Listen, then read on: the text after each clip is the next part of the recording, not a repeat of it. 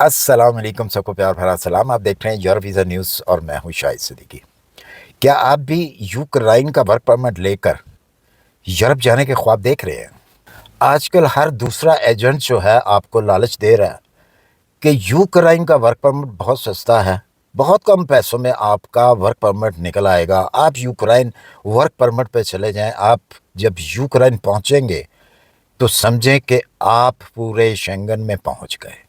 آپ جہاں مرضی چلے جائیں، جہاں مرضی جا کے آپ جو ہے جاب کر سکتے ہیں۔ یوکرائن کے بارے میں آج آپ کو میں حقیقت بتاتا ہوں کہ جو لوگ بہت پیسہ دے رہے ہیں ایجنٹوں کو اور اس کے بعد ان کے ہاتھ میں کچھ نہیں آتا۔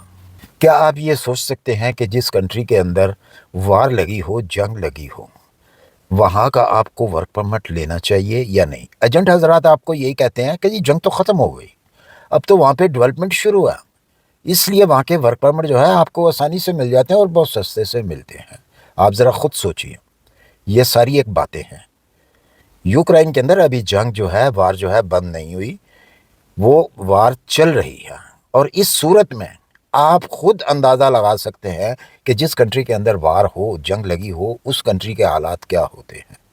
اور فرض کر لیں آپ کو ورک پرمٹ مل بھی جاتا ہے تو یوکرائن بذات خود ایک شنگن پارٹ نہیں ہے۔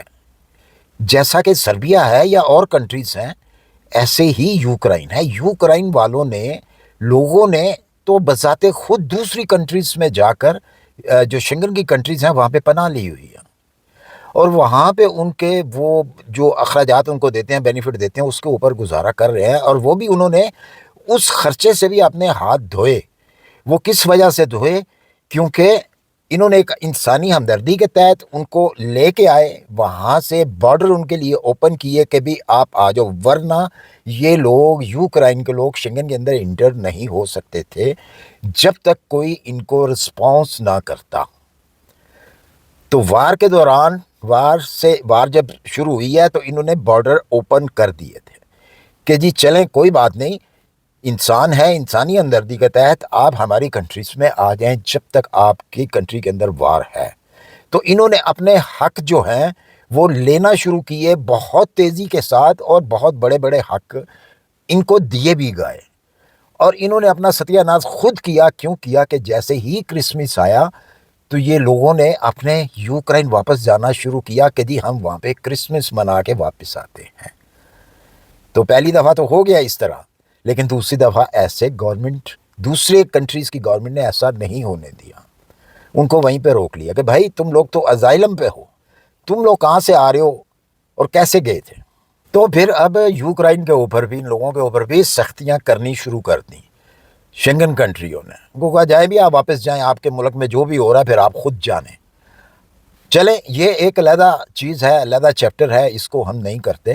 تو اگر آپ کو کسی بھی طریقے سے اگر فرض کر لیں ورک پرمٹ مل بھی جاتا ہے تو وہاں کی سیلری جو ہے آپ کو پتہ کتنی ہے؟ کبھی ریسرچ کر لیا کریں، ایسے اٹھ کے ایجنٹوں کے پیچھے نہ بھاگا کریں، نہ ان کو پیسے دیا کریں۔ ان کی سیلری زیادہ سے زیادہ 400 ایرو ہے۔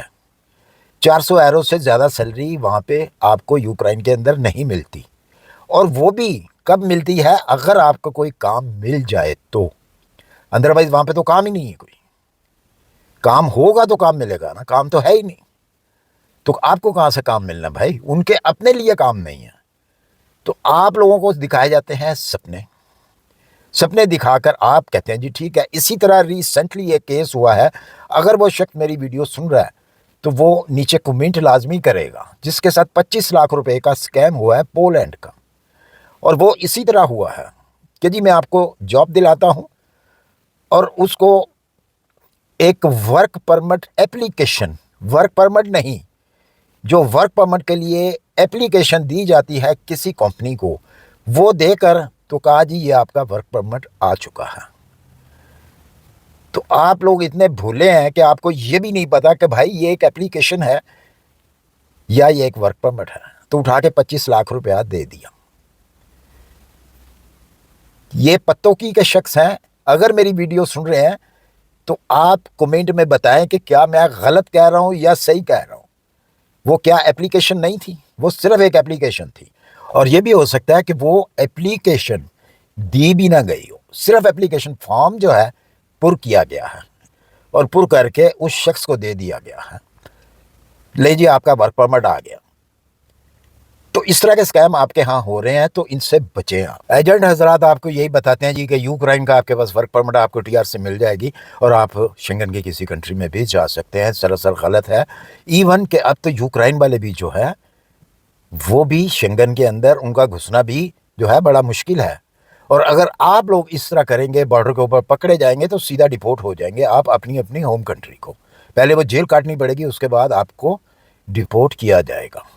یہ ساری چیزیں ذرا سوچ لیں۔ میں ہمیشہ آپ کو ایک سچی بات بتاتا ہوں، لیکن آپ یا تو ویڈیو نہیں دیکھتے، اور بہت سارے لوگ ویڈیو دیکھ کر بھی ایجنٹوں کو پیسہ دیتے ہیں۔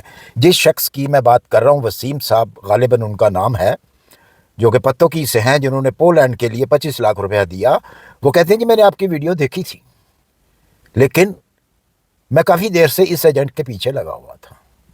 اب آپ خود فیصلہ کریں کہ پیسے دے کر پھر بعد میں آپ کے مجھے ہی بتانا کہ جی ہم نے آپ کے کہنے کے باوجود یہ کام کیا ہے تو جناب ہم تو لٹ گئے، تو بھائی آپ پہلے ہی وہ کام نہ کریں جس سے آپ لٹیں بھی اور اپنا ٹائم بھی ویسٹ کریں، اپنا پیسہ بھی، محنت کا پیسہ کمایا ہوا جو ہے آپ ان کے حوالے کر دیتے ہیں اور بعد میں کہتے ہیں جی ہمارے ساتھ تو اسکیم ہو گیا۔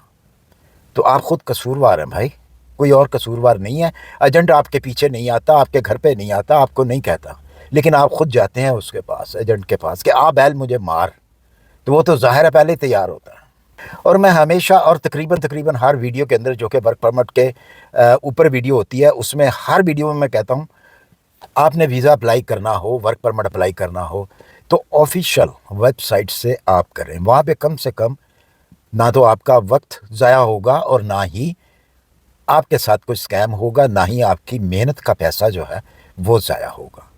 مجھے امید ہے کہ میری یہ ویڈیو پسند آئی ہوگی۔ اگر پسند آئی ہے تو اپنے جیسے لوگوں کو پلیز میری ریکویسٹ ہے یہ ویڈیو بھی سینڈ کیا کریں، تاکہ اگر وہ بھی بچ سکیں تو بچ جائیں۔ اسی کے ساتھ مجھے دیجیے اجازت، ملتے ہیں انشاءاللہ پھر کسی اچھی سی انفارمیشن کے ساتھ۔ اللہ حافظ۔